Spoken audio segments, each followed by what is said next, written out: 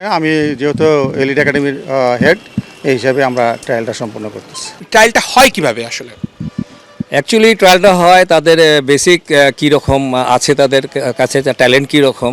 স্যাররা দেখতেছে যে কোন প্লেয়ারটা ভালো পাস একুরেসি, তারপর বিল্ড আপ স্কিল, এগুলা দিকে বেশি নজর দিতেছে।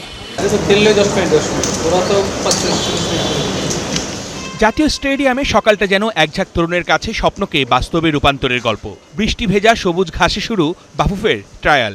অনূর্ধ্ব 17 দলে সুযোগ পেতে দেশের নানা প্রান্ত থেকে ছুটে এসেছেন এই কিশোররা।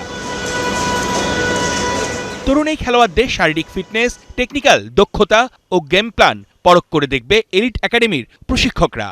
4 দিন ব্যাপী এই ট্রায়ালে ডাক পাওয়া ফুটবলারদের 2 ভাগে ভাগ করে নেওয়া হচ্ছে পরীক্ষা। বিকেএসপিতে অলরেডি ট্রায়াল আমরা সম্পন্ন করেছি, ওইখান থেকে প্লেয়ার আসছে এটা এবং প্রথম যে আমরা ডেভেলপমেন্ট কাম যেহেতু ক্রীড়া মন্ত্রণালয়ের অধীনে হয়, আমি যেহেতু এলিট একাডেমির হেড এই হিসাবে আমরা ট্রায়ালটা সম্পন্ন করতেছি। প্রায় নিয়ার অ্যাবাউট 90 জন খেলোয়াড় আমরা এখানে আপাতত ট্রায়াল নিব 4 দিনে।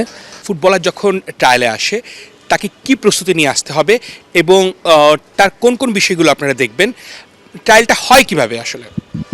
অ্যাকচুয়ালি ট্রায়ালটা হয় তাদের বেসিক কীরকম আছে, তাদের কাছে ট্যালেন্ট কীরকম, তাদের আপনার পাসিং, ড্রিবলিং, হ্যাঁ, রিসিভিং, শুটিং, তারপরে এগুলো সব মিলে যা আছে বেসিক্যালি যে আমরা দেখি ওদেরকে, এবং ফিটনেস, তাদের লেভেলটা কি, তারপর রানিং স্টাইলটা কি, তারপরে উইদাউট বল উইথ বল তারা কিভাবে খেলতেছে, তো এগুলো আমরা বিচার করি। আমাদের পয়েন্ট আছে, আমরা পয়েন্ট দিয়ে এটা বিচার করে তাদেরকে সিলেক্ট করি আর কি।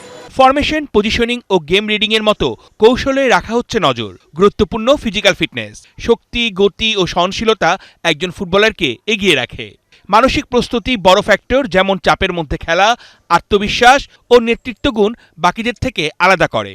এই ট্রায়ালে অংশ নেওয়া ফুটবলাররা নিজেদের ভবিষ্যৎ ফুটবলেই গড়তে চায়। স্যাররা দেখতেছে যে কোন প্লেয়ারটা ভালো পাস একুরেসি, তারপর বিল্ড আপ স্কিল, এগুলা দিকে বেশি নজর দিতেছে। আমি সিলেট থেকে এসেছি, আমি খেলাচ্ছি, আজকে ট্রায়াল দিলাম, অনেক ভালো লাগলো এবং আজকে ক্লিন শিটও ভালো হয়েছে। বগুড়া থেকে যাচ্ছি, আন্ডার 15 খেললাম, আন্ডার 15 থেকে একদম রাজশাহী জোনে। এখানে কোনো নাই, একদম যারা ভালো পারফরমেন্স করবে, ভালো খেলবে তাদেরকেই শুধু নেবে। অদম্য ইচ্ছাশক্তি আর সঠিক দিক নির্দেশনায় এখান থেকেই হোক শুরুটা।